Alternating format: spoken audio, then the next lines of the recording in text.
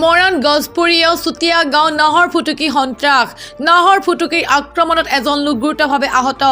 ডিব্ৰুগড় জিলাৰ খোৱাং আঞ্চলিক বন বিভাগ কাৰ্যালয়ৰ অন্তৰ্গত গছপুৰীয় চেতিয়া গাঁৱৰ নিবাসী লোহিত চুতীয়া আজি দিনৰ 2 মান বজাত ঘৰৰ পিছফালে থকা বাৰীত বান্দৰ খেদিবলৈ যাওঁতে হঠাৎ নাহৰ ফুটুকী আক্ৰমণ কৰি প্ৰকাণ্ড গছত উঠি যায় পিঠি হাত মাথা আদি বিভিন্ন অংগত আঘাতপ্ৰাপ্ত লোহিত চুতীয়াক ততাতৈয়াকৈ ডিব্ৰুগড়ৰ পৰা অসম চিকিৎসা মহাবিদ্যালয়লৈ প্ৰেৰণ কৰা হয় আনহাতে গছত উঠা নাহৰ ফুটুকী চাবলৈ গঞা ৰাইজে লোহিত চুতীয়াৰ বাৰীত ভিৰ কৰে ঘটনাৰ খবৰ পাই ঘটনাস্থলীত মৰাণ আৰক্ষীৰ লগতে বন বিভাগৰ লোক উপস্থিত হয় বন বিভাগৰ লোকে কেইবা যায় গুলি ফুটুৱে 4 ঘণ্টাৰ প্ৰচেষ্টাত নাহৰ ফুটুকীক খেদি পঠিয়াবলৈ সক্ষম হয় উল্লেখ্য যে যোৱা প্ৰায় এবছৰ ধৰি অঞ্চলটোত নাহৰ ফুটুকীয়া অঞ্চলটোত সন্ত্ৰাস চলাই আহিছে হল মানে গছপুৰীয়া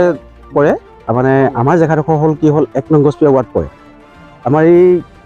লোহিত চুতীয়াৰ আমাৰ দৰে হয় তেখেতৰ ঘৰত মানে কি হল আজি তেখেতে মানে এই বান্দৰ খেদিবলৈ আহোঁতে ঠিক মানে সেইখিনি ওচৰ ঠাইখিনিতে কি হল মানে বাঘ এটা ৰৈ আছিলে তেখেতে সেই বান্দৰটো খেদিবলৈ আহোঁতে ধেনু লৈ আহিছিলে লগে লগে কি হল হেৰিয়ে কি কয় বাঘটোৱে ওচৰতে লগে লগে একশ্যন কৰিছে তেখেতৰ মানে মূৰত আঘাত হৈছে হাতত পাইছে তাৰপিছত তেখেতৰ মানে অলপ ই বাদু ইয়াত মানে হেৰি হৈছে গতিকে তেখেতৰ এতিয়া অসম চিকিৎসা মহাবিদ্যালয় মানে ডিব্ৰুগড় মানে তেখেতলৈ মানে ট্ৰেন্সফাৰ কৰিলে গতিকে তেখেত এতিয়া ভৰ্তি হৈ আছে গতিকে বাঘটো এতিয়া অলপ পিছত খুব মানে 20-25 মিনিটৰ পিছত কি হ'ল মানে দুজনমান মানুহ ইয়াত আছিলে থাকোঁতে কি হ'ল সেই এজনে মানে ফৰ্মুটি এটা মাৰি দিলে বান্দৰখিনি খুব ঘূৰি ফুৰিছিলে এতিয়া বান্দৰখিনি যেতিয়া ঘূৰি ফুৰি থাকোঁতে মানে লগে লগে মানে কি হ'ল এজনে ফৰ্মুটি এটা মাৰি দিলে বাগানৰ কিনাৰেদি গৈ পেলাই হাই মানে ডাঙৰ মানে গছজোপাত প্ৰায় 70 মানে 50-60 ফুট মানে ওপৰত মানে এতিয়াও বান্দৰটো আছেই কি কয় বাঘটো আছেই গতিকে এতিয়া কমচে কম আপোনাৰ 3টা বজাৰ পৰা কি কয় এতিয়া আপোনাৰ হ'ল আপোনাৰ 5:30টা হৈ গ'ল মানে আৰু বন বিভাগ আহিছিল তেখেতলোকে আহিছে মানে তেখেতলোকে আছে এতিয়া মানে তেখেতলোকে মানে ব্যৱস্থা এতিয়া কেনেকৈ ধৰণে কৰে নাজানো কিন্তু তেখেতলোকে এখন কৰি আছে যে কেনেকৈ ধৰণে মানে বাঘটো মানে খেদি পঠিয়াব পৰা ব্যৱস্থা হয় নে কেনেকৈ ধৰণে আমি আলোচনা কৰি আছে মানুহবিলাকে এইটো হৈছে মানে এজন আহত হৈছে অঞ্চলটোৰ নাম কি গছপুৰীয়া চুতীয়া গাঁও 1 নং গছপুৰীয়া পৰে হয় চুতীয়া গাঁও পৰে বান্দৰ আহিছিলে নহয় বান্দৰ আহোঁতে ধেনুখন লৈ বান্দৰ খেদিবলৈ গৈছিলে তাৰ বান্দৰ খেদোঁতে তাৰমানে সেই বাঘটো নলাত আছিলে নেকি নলাৰ পৰা ঝপিয়াই ইয়াত ধৰিছে তাৰপৰা এনেকুৱা ধৰিছে হাতত